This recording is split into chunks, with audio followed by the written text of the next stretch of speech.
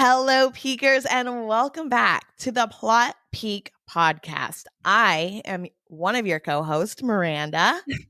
And I am your second, but not truly second, co-host, Mackenzie. T, you got to, oh wait, we just fucked up this whole intro. Okay. All right. That'll be our intro. All right. It's let's okay. start. Keep it going. Oh, and this is your one-stop shop for storytelling. T spilling. And to keep up on all the latest book talk drama that you have been missing out on. Bitches.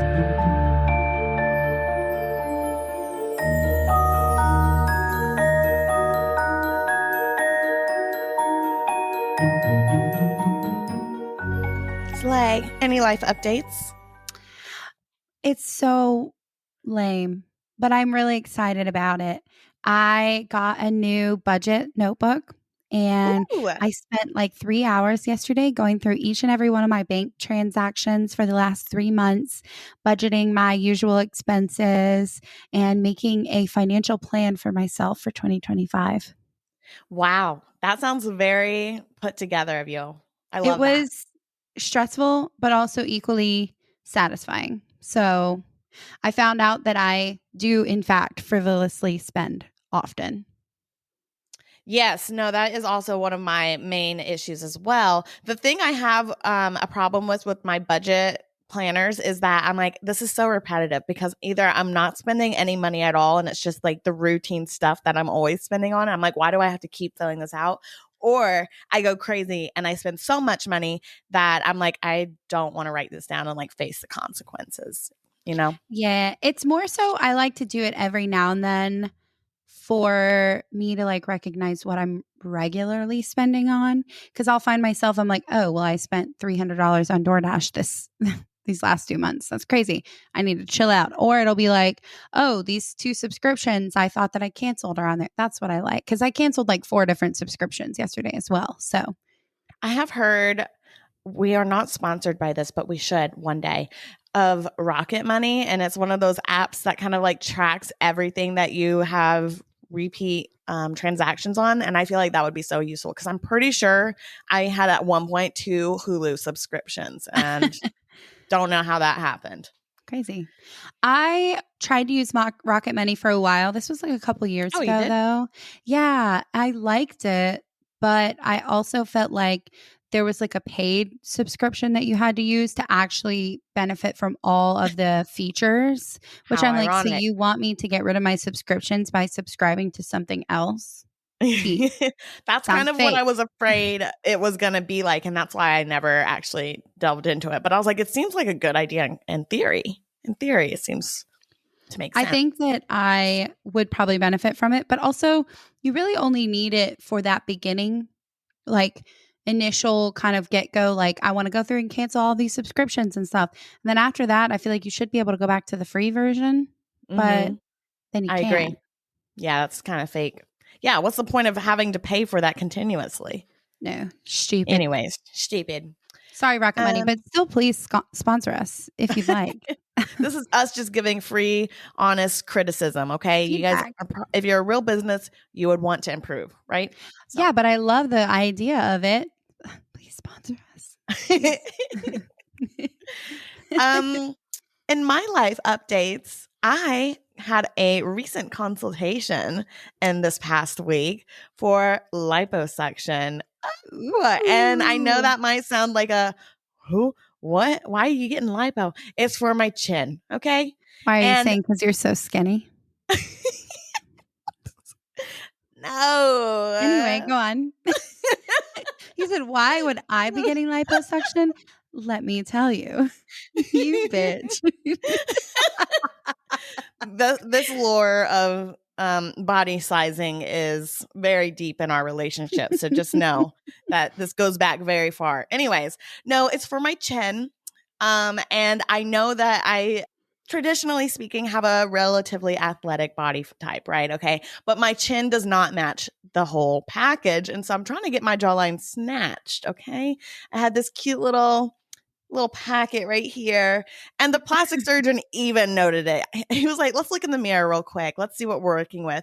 And I stand up there. He's like, Pinching my double chin in the mirror. I'm like, okay. He's like, please stop. yeah, good fat right here. We could totally get rid of that. And then he starts going down on the sides. He's like, we could also clear up the neck and the jowl area. I'm like, not the jowls. Please don't say that. You're like, that's not nice. Not nice. No, but I am here for it and I'm ready to have a snatch straw. I haven't signed up yet. I want to do a couple other consultations and check around on like prices and offices and stuff like that. But pretty certain I'm going to do that. Hey, I'm all for it. If you have the money for it and you're not happy with something, change it. I might not actually have the money for it, but my credit card does. Your credit card. Do they let you pay in credit? I think so, actually. No, I didn't. Do you take credit? They do offer loans. Yeah. Do they not? Is that not like a normal thing that they would do? It depends on the office, if I had to guess. Interesting. Depends on how rich they are. Yeah, because this one seemed like a pretty bougie office. It was like in the most bougie part of Chicago. So, yeah, I think that I would ask, perhaps. Smart choice. Yeah. Yeah. Because then they'll be like, that'll be $20,000 cash. Luckily, what I'm trying to get done is like the least expensive of all the liposuction procedures. And the results are pretty immediate. You just have to wear a chin strap for 4 weeks straight. So you'll be doing the podcast with a chin strap? Actually, it's only 72 hours and then it's 16 hours every day for. So yes, actually, I guess I would be. Do it. But yeah, that's all I've got for my life updates. Love that. Plastic surgery and financial planning. All right, you ready to get into it? Yeah. Yeah. Yeah. All right, guys. So this episode is going to be covering Sarah J. Maas's Queen of Shadows, chapters 51 through 60. So if you're new around here, this is your warning. We will be storytelling everything, essentially, that happens up to and through these chapters. So if you don't want spoilers, this is your warning to leave or stay and just hear the story. But before we jump into the story, let's do a quick recap of what's happened so far. Allied discovered a room where they took the yellow legs for the breeding experiment and found that they had already had at least one batch of babies, I guess. And the babies were essentially demons. They looked nothing like these witches and they were terrifying. And these witches were in incredible pain and fear. And it was just all around bad vibes. So that was news to the 13. And then Allied also told Manon that she is going to be going back to fight with Aelin. She's from Aelin's kingdom, and Aelin is the one who she wants to fight with, but she also knows that she's got her own moral code on what she is and isn't willing to sacrifice to get her old home back. And she kind of tells Manon to look at her side of the story when she's looking at how she's treating her 13. Specifically Astrid. And she's like, is this what you really want your future kingdom to be turning into? Is this what you're fighting for? You want your kingdom to be returned and like these are the relationships that you're going to be having? Because it doesn't seem like it's in line with what you really want. And then Duke Parrington tells Manon that he wants another clan of witches, but this time he wants Blackbeak witches and strong ones. Otherwise, he's going to choose. So then that night, he's also like, we got to go out on a mission. I want you and your 13 to come out with us and Lady Kaltane. And Lady Kaltane lit an entire village on fire. And then Manon and her 13 went out to kill the survivors. Arobin had his last dinner before Lysandra killed him in his sleep. The next day at the will reading, Aelin was told that everything Arobin left behind was for her. But she traded it all for money so that way she can fund a future army. And then Aelin and the boys went with her to go find some Hellfire ingredients to use and tear down the garden clock tower to free magic, yada, yada. But instead, they found Gavin's deathbed confession. And we found out that when the Fays banished the Valg after the war, they were unable to banish one of their kings. And he now lies buried deep beneath the mountain of Morath, where Parrington and Manon are right now. And then we saw Aelin finally admit that she has feelings for Rowan when she tried to kiss him on the rooftop and then was humiliated when he pushed her away and told her not to touch him. And though I do want to hate him for that, we do see in his POV it's because he's still traumatized from losing his mate and he can't imagine that happening again to his Cairnim and his queen. So we just got to hope that Rowan will be a big boy and communicate his feelings eventually with Aelin to make amends. And then in our Dorian watch, it looks like he has now begun to assist in torturing some prisoners with this new device. And that's all we've got on that right now. Is there anything else that we should touch base on, or is that just about? That just about covers it. Yeah. Also, I don't know if you guys are listening to our little other episodes, but we just went over Coven, and I had to get it off my chest that in the last Queen of Shadows episode, I kept saying Aelin and Gavin were mates, and Aelin and Gavin were fighting the Valguards, but it was Elena and Gavin. And I have another confession to make.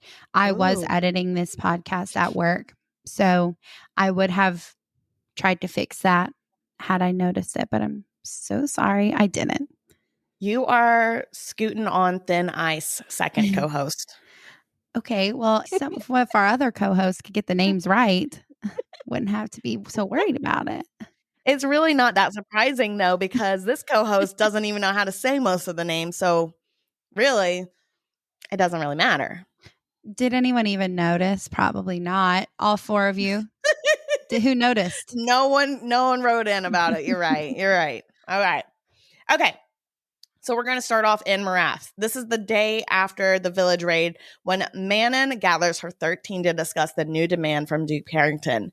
And in the middle of their meeting, they hear their room door open and find a young man standing in their presence.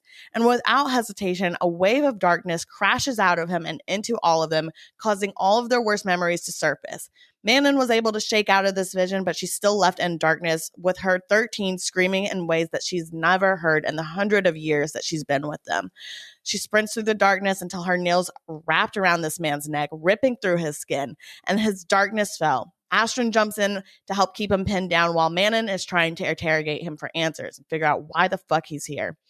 Under her claws and the stare, this demon that was inside of the man vanishes for a second, and the man left in the collar announces himself as Roland, which is Dorian's douchebag cousin that we met way back when, the guy who slept with Kale's girlfriend. Anyways, he's begging for death when this demon comes back, and he's screaming at Manon. He's like, "Get away from me. You need to go away." And so without a second thought, she squeezes Rowan's throat until she reaches the bone, and then she rips his head right off of his body. And when things settle down, Manon thinks back to the demon's cry for her to get away after looking into her eyes, and how the witches who had been more severely affected by his darkness had ordinary eyes, like blue, green, brown. But the ones who weren't as affected, like Manon, had their prized black beak eyes that were fashioned with black and flecked with gold. And Manon goes hunting for Lady Caltaine to figure out if she's got any answers on why the fuck they sent Roland to the room and why he attacked them. And Lady Caltaine ends up spilling some tea, saying that the collars cannot be removed and that they're doing this to try to get mighty kings, not witches. So they need the black beak witches with special eyes to be summoning these Valg kings, is what I'm gathering from it. But I'm still like, I'm wondering, does this mean that Manon is a Valg king? Or like, is she like a direct descendant from the Valg kings? I know that they're related to the Valg, but is she like royalty? I don't know. Like, how does that work? That some of them are and some of them aren't. When I was reading this too, I was thinking how they were requesting a Blackbeak coven to breed with the Valg for the babies. So I wonder if they're trying to also breed more of the Blackbeaks with the Valgs to like create these higher I don't know. Yeah. And I'm just trying to figure out what was Roland's purpose in coming in here, because it seemed like a really losing battle. Like, it seemed like he just kind of came in and he was like, "Hey, fuck you guys." And then the witches are like, "No, fuck you." And then rip his head off. So I really think he thought he had the upper hand there. But what was his MO, you know? What was he going in for? He didn't even announce anything. He was just like, I don't know. What was the goal? What was the reason? What was the reason? I don't know. I guess we'll never find out, huh? Yeah, maybe never. This whole scene was very shocking because, one, I forgot about Roland, and two, I was like, dang, she just ripped his head off out of nowhere. Like, I feel like he was here and then he was gone. I'm surprised that he wasn't like a bigger part of the story. I don't remember a lot of excitement about this, to be honest with you. Interesting. See. All right. Well, then moving on, because I guess that wasn't anything important except for the tea about the eyes. Anyways, Okay, so back in Rifthold, Aelin and the boys are all coming out of the Death Temple where they just found out about the remaining Vowed King under the mountain and Marath. And then they run into Nesrin, who has more shit to throw into their fan. She tells them that her spies have sacrificed themselves to get the following information. The king is building an army of Vowed demons bigger than any army that's ever been created. He's got Iron Teeth witches as his aviation cavalry, and he is basically setting himself up to block any sort of alliance between Terrasen and the Southern Kingdoms. So it's becoming extremely clear that they need Dorian, because without him, there is no hope to shut down the king's plans, especially without magic. But I don't know how they're thinking that Dorian is actually going to be able to help them with anything if the king is still alive. Like, I would feel like the first priority would be to kill the king. In my head, when I was reading this, I think that they're hoping that they can have Dorian on their side for when they do kill the king, that they have a ruler in place in Aderlin to take over. You know what I mean? Because if they kill the king and Dorian is SOL, you know what I mean? Who's going to rule? Yeah. And who could jump into position to potentially continue fulfilling the king's plans? Yeah. Is kind of how I interpreted it when I was reading through. I want to bring up another little detail. I know in the beginning of this book, Aiden was talking to Kale on the rooftop, and it felt like he's kind of alluding like, hey, if Dorian can't be the king, maybe you should be the king. So I'm like, are they going to start maybe pushing Kale towards the throne, or are they going to try to recruit more resources to figure out how to save Dorian? Just seems like Dorian is a real complicated issue right now. I would just focus on getting rid of the king and priming Kale for succession until they fix Dorian. I think that Adian does bring up a good point. I think that Kale could be really good in that position. I do think he cares about Aderlin a lot. He cares about doing the right thing, but I don't think that's the most popular opinion. Good point. All right, fine. So after hearing about the king's plans, Aelin and Rowan, they go walking off. She's like really worked up because she's basically hearing that she's going to have to get a lot of people to agree to sacrifice themselves to fight against the king. So she's storming off. Rowan's trying to get her back into order. He's like, come on, please pay attention to me. Like, let's just not even think about that right now. Let's just talk. Let's breathe. And then she ends up getting pinned by Lorcan. He pops up again. Hello, Lorcan. He gets her pinned with a knife. He doesn't even say hello. It's just straight knife to the neck and pins her up. And Rowan can't do anything to fight because no magic, no speed.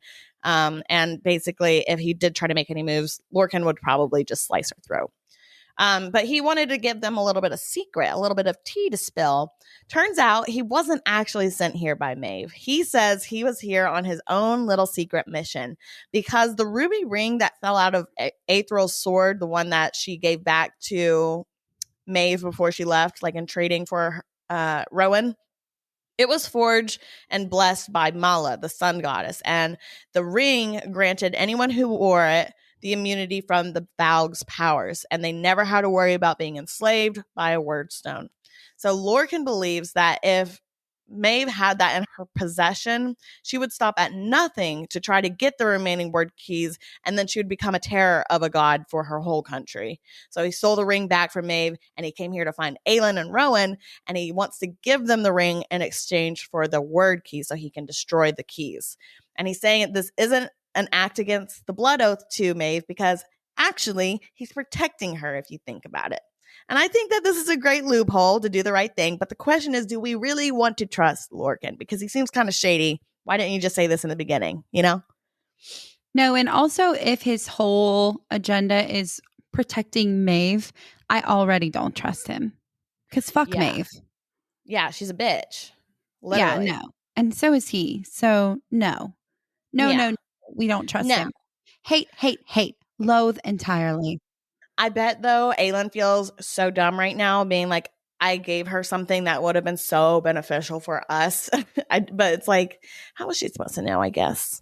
How was she supposed to know? And also, she got her, I want to say mans, but not really out of it. She got a blood sworn.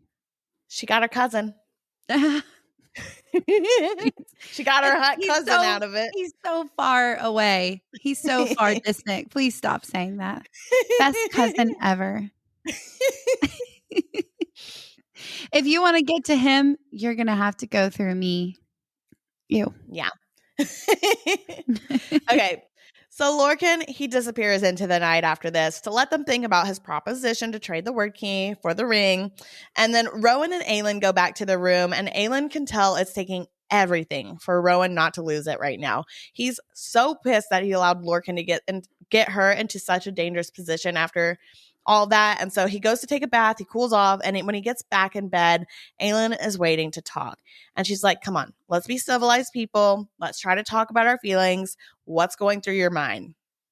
So he tells her that he feels like he broke her trust with letting Lorcan get to her because he knows that if Lorcan had any further requests with her life in his hands, he would have given up the location of that third word key to save her. And then he also confesses that when he said he didn't miss her after arriving here, he was lying. He was actually going real crazy in Wendolyn without her, and he was silently happy to have a reason to come here and see her. And then just seeing her life being in such a fragile state tonight, it made him realize how much he'd hate for her to not know his real feelings.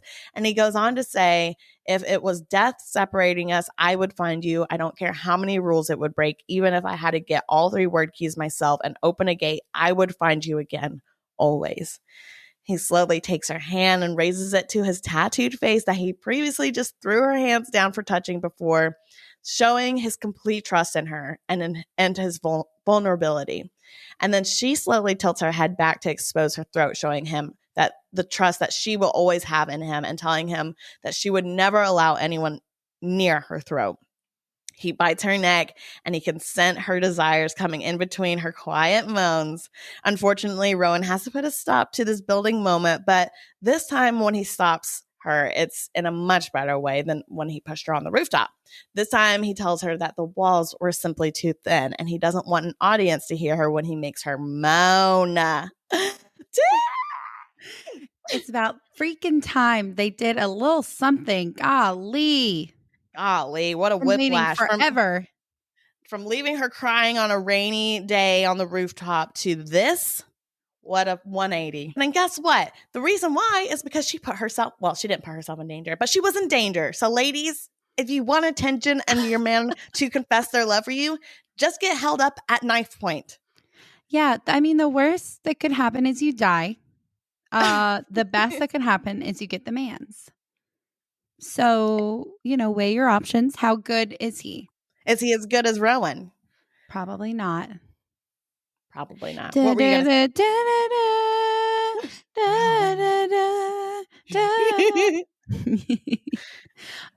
What was I going to say? Oh, I think it's really special too. Like she's been very open and vulnerable with him, but she hadn't made a big confession or like a big like verbal confession of feelings for him. Like she was just kind of definitely flirting with the idea and everything. But I feel like he did react in anger, but then he also came up and followed it up with like a true verbal, like, I trust you, everything. So I feel like as shitty as his reaction was, I do think he made up for it. Like, I think death cannot separate us. Come on. T. Gosh, just got me chills again. I know. No, seriously. I think actually, all jokes aside, Rowan was just showing what it means to be triggered. He didn't mean to make her feel bad. It was just a very traumatizing emotion being resurfaced. Like that tattoo represents his trauma. And he is facing this person that he's now getting feelings with.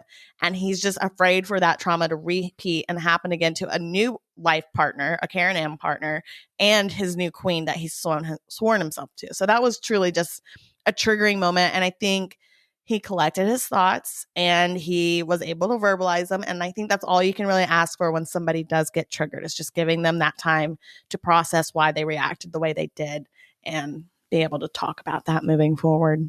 Yeah.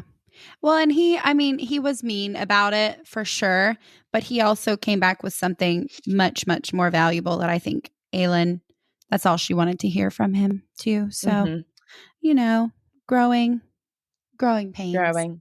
Mm-hmm. And also we can't forget it was his mate that he lost to. Yeah. Which is like the most triggering, traumatizing thing that could probably happen to someone. Yeah, for sure. Okay, so now let's do some collar watching. Moves are being made by the king, but before we set up this next scene, we need to do some like side character development, and we need to discuss specifically Lady Caltaine. It appears that she's usually nothing but a shell of herself with this collar on her, but we recently got a glimpse into her POV, and it turns out she's just been hiding inside herself when the prince invaded her body. And the prince, aka the Valg Prince. And after a while, the Valg demon had seemed to have forgotten that he was even invading a host because she wasn't really there fighting. And when she rediscovered her powers with the return of the magic, she slowly began to tear bits and pieces of that demon away without him even noticing until it was too late. And eventually, she was able to burn this demon to ashes with her shadow fire. And for the last few weeks now, she's been pretending to still be under their control. So she's been staying quiet to assess the situation she's currently in. But her only concept right now is that she is essentially death. And that's what we've got. Well, and it's so sad too, because like all of her bodily descriptions are like completely gaunt, like skeletal. Like she's so thin, she's emaciated, she's bruised. Like she's probably been sexually and physically abused by Duke Parrington. It's actually disgusting. So like I think we can remember like from Dorian, like in his mind, he was being tormented by this Valg. So even if she was able to overcome it, which it sounds like she has, she's probably got lasting mental and physical trauma from this. Yeah. She sounds like she could be a loose cannon with this kind of perspective of like she is trying to stay incognito and she doesn't really know much more than that they need her to kill people with this fire that she's got now. Which is so sad. Like, yeah, it is. It really sounds sad. like she's like lost a lot of her humanity. Like, yeah, I mean, all of her humanity. Getting possessed by a demon will do that to you. Also, another person that we got to watch on this collar watch is Dorian. So Dorian is learning how to take in their pain and fear as a source of survival. And I just feel so bad for this because I feel like since the demon is using his body as a vessel, Dorian is learning how to stay alive through their pains. But I'm not understanding this per se. Like, is he not able to sustain himself normally, like normal people do with food, drinks, stuff like that? Or does he, since he is like filled by this demon, does he only get sustenance through this stuff like fear and pain? It doesn't go into a lot of what like feeds the demons. So that's a great question. But I honestly, I don't know how to answer that. Even in the future books, like it doesn't go into like a firsthand account of the Valg and what they use to sustain themselves. So I don't know how to answer that question. So Manon and her 13, they were summoned to meet her grandma, the king, and his son in Brennan's forest. And it's explained to be something like a council meeting so that the king can meet the wing leader, the weapons that her grandma's been creating, and her 13, and then give them a prisoner to take back to Marath.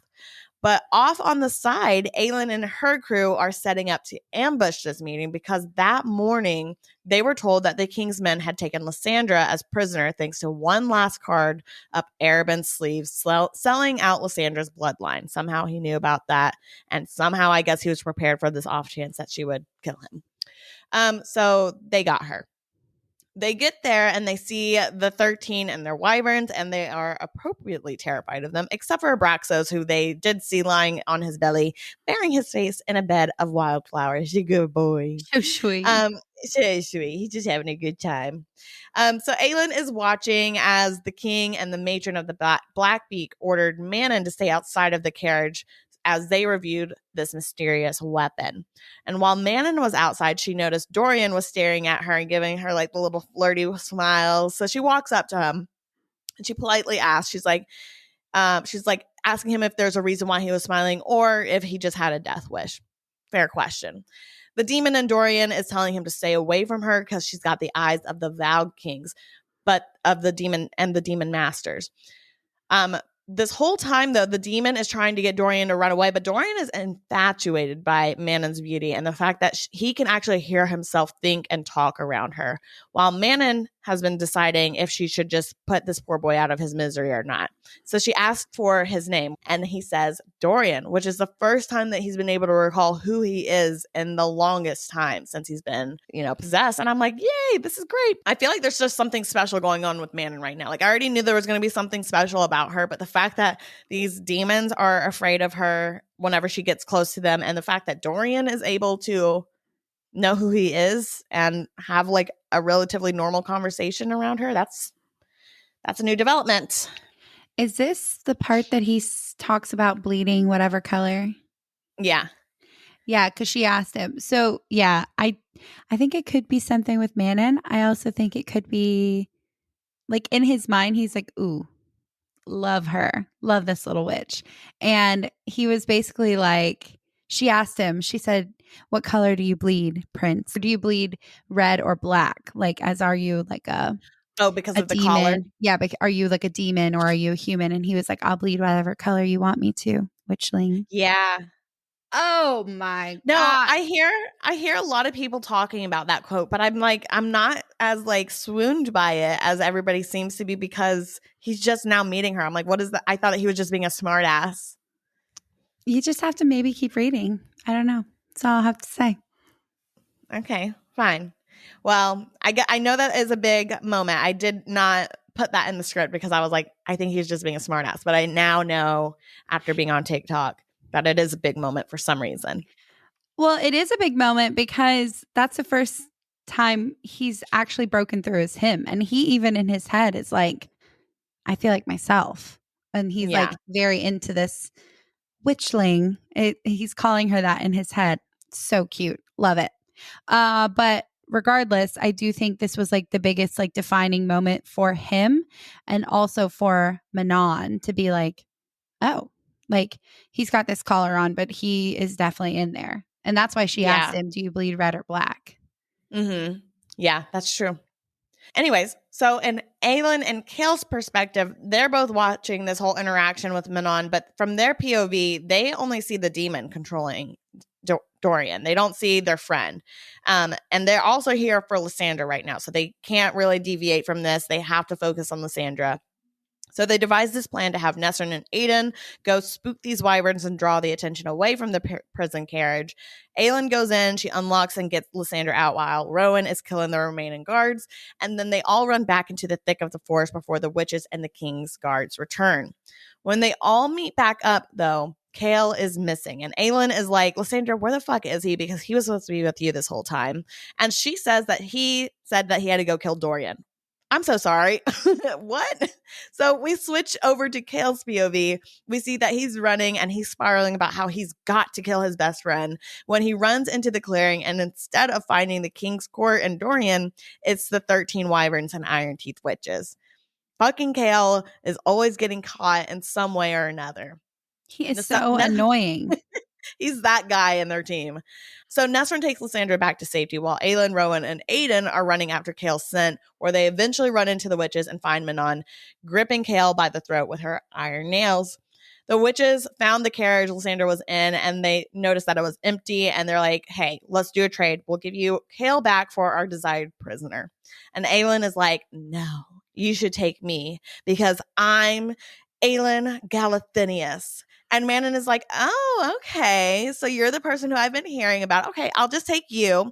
But I don't really feel like fighting today. So actually, you guys just leave. You know what? I changed my mind. Just leave. I don't really care. I don't have it in me. A lot's going on. But Aelin is not buying this. She's like, I don't think so. I think she's going to try to get me. So she's like walking up very coyly up to get Kale. And she's playing in his blood as usual. And she is constructing this word spell that she loves so much, that freezing word spell, the trapdoor thing. And she gets up to them, gets Kale. She turns to walk away. And then Aelin undoes her cloak to reveal the marking that Baba left on her collarbone, the sign of the witch killer among witches. And then she has to stir things up even more. And she says, I'm so glad that you're smarter than Baba Yellowlegs. I feel like this whole scene has had a lot, or this whole episode has had a lot of scenes where I'm like, why did you do this? This seems like you just came in for no reason to cause drama. And now, obviously, they're going to have to kill you. I kind of love that she did it. I do think it was a little dumb, but I also think that the witches would not have just let them leave either. You So I don't think think, so? no, I don't think so. That's interesting. I really was reading this and I was like, yeah, I think she just wants to let them go.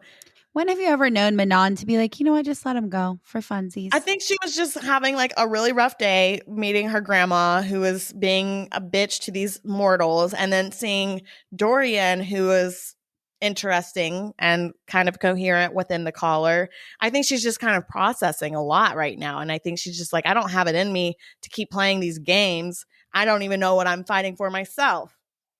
I just still, when have you ever known Manon to be like, meh, just let him leave? Like, they love to kill people. Yeah, I guess you're right. But regardless, Aelin was like, let me just go ahead and stir the pot and look at this. I killed your persons. But also, we got to talk about Kale being triggered to the point where he's like, I got to dip out on this planet and kill Dorian now. I got to go. I got to leave right now and kill him. Yeah, and we missed some of his POV too, where he was having these like internal battles. Like he eventually came to terms with the fact, like he's seen enough Valg and things like that, that he's like, oh, my friend is really gone. And I think Yeah. he was like, I should be the one to put him out of his misery. It Yeah. did feel very abrupt, however, when he just decided to go ahead and do that. But I mean, it was a lead up, but still dumb and abrupt. Still got caught, as Kale does. I don't know what he's thinking, fighting against all these supernatural people. You know what he's giving? He's giving Matt Damon from Vampire Diaries. He really is. That's so bad. Yeah. Matt literally is Kale. And Kale is Matt. So embarrassing for him. Yeah. Should we make a TikTok comparing the two? Yeah. Let's do that. I'll do that later. Okay, perfect. So obviously Manon and the 13 are pissed because this queen just bragged about killing one of them after they were going to let her leave, supposedly. So Manon gets trapped in the word spell while Aelin, Rowan, Aiden, and Kale are making a run for it. They get to this old decrepit temple, and I want you guys to imagine Shrek when they're trying to walk across that rickety old bridge to get to the castle. That's essentially what they have to run across it, but instead of lava beneath them, it's a super long drop to their sure death. They run across the first bridge and they land on the old temple, which is sitting on essentially a sketchy tower of stone. And then there's another rickety bridge that crosses over to another side of land. So they're running and they turn around. Kale's running. Aiden is shooting at the witch is running behind Rowan and Aelin, and he's watching as Manon has already broken through that trap spell, and she's jumping at unnaturally far lengths across this first bridge to chase after them. Aelin is running when she sees Ashton shoot an arrow for her, so she dodges it, only to get caught in the line of fire of the second arrow. But before it hits her, Rowan jumps in front of it, taking the arrow to his shoulder that was supposed to be meant for her heart. And that's when her killing calm begins to rise. And Aelin tells him to go. She was going to go deal with the wing leader on her own. And if it wasn't for that blood oath, Rowan would not have listened to her. But somehow she was able to command him to leave her. So she runs back over to the isolated temple and she meets Manon face to face. Worlds are colliding and she is pissed. They begin fighting. They're going tit for tat on their skills. And eventually Manon gives one huge blow, sending Aelin into a supporting stone, which causes this rickety tower to begin to crumble. And Aelin sees and hears Ashen fall to her knees and yell after Manon when the stones crumble around her and on top of her, seemingly to kill her. And even though Manon might be the monster here, there were people who needed her, and Aelin was no stranger at being called a monster herself. So she runs back over to Manon, and she helps her cross over the second bridge as the temple continues to crumble. And Manon is like, you should have just let me die. And Aelin is like, yeah, I know, but you're too good of a fighter to let you die that way. And they get across the bridge and Manon wakes up and she's all alone and she realizes that now she's got an enemy to which she owes her life to. And it's ironic because she just got done having that debriefing with her grandma and the king on all the ways that they plan on killing her. So I feel like that was a much needed fight scene between the two of them. I was very excited for them to meet each other. And I feel like they did have a really good fight scene. Obviously, we didn't go into detail, but it was a very good fight scene in the book. And I'm really glad that Aelin saved Manon. And I hope that this is the beginning of a new friendship. this was such a good, like a crazy scene because we've been reading all of these POVs between Dorian, Kale, Aelin, Manon, like all of them. And then to see them all be colliding in one place at this like crazy meetup in different ways was quite anticipated in the book. And I also feel like the whole time I was reading this part, I wanted to root for Aelin, but I also really wanted to root for Manon too, Manon. Like I was like, I don't want either of them to lose. When you were reading this part, were you Team Manon yet at this point? Because I know when you first started reading it, you're like, why are we reading about Manon? When did you start to like her? Definitely in Queen of Shadows. At the end of Heir of Fire, I got excited about some of her chapters too. But in Queen of Shadows, I was like, ooh, there's so much happening. What's a turning point? I want to know. I think I really started liking her chapters whenever she went into the forests to get the spider silk for Abraxos's wings Yeah. and like seeing Yeah. that whole thing play out. I was like, she's a psychopath. But it was, Yeah. and she also was so ruthless for Abraxos. Like that's when I was like, oh, I kind of love her for doing that. Yeah. I think Abraxas was like a big highlight on the little bit of heart that she has compared to her grandma, you know? Mm-hmm. But And yeah, I I love also it. really liked hearing about how I think everything that I love about her started with Abraxos. Like when Iskra came up and like slashed Abraxos in the face or whatever. And then she was like, I'm going to fucking kill her. When Yeah. she went like nuts on Iskra, I was like, yes, love her. Slay. Love her for that. Yeah. I'm Team Manon always. I love her. Out of all the characters in the book, I would like to be Manon. She is so scary. Oh, I do love Aelin. Don't get me wrong. Team Aelin as well. But I have to Manon, ask you that at the end because oh, there's a character that I think might be up and coming that that I'll I like more. maybe, Oh, really? maybe. Ooh, I'm excited. I love Manon, but I love one other character more. And I don't want to give it away. Is it a boy or girl? Not going to tell you. Oh, tragic. All right. Well, fine. That's the end of this week's plot. So next week, well, I wouldn't even say next week anymore because we're doing a little bit of new stuff here and there. So who's to say? But the next time we will be covering Queen of Shadows, it will be 61 through 70. And then, yeah, that's all I got. And that's it. That's it, guys. I hope you enjoyed it. I hope you loved it. If not, don't say anything. Yeah, and then we'll be back again next Wednesday with another episode.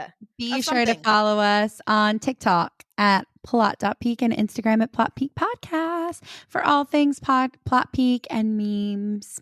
And also to keep up with the books we're going to be covering, the smaller books in between Queen of Shadows, Empire Storms, all that good stuff. Yeah. That's it.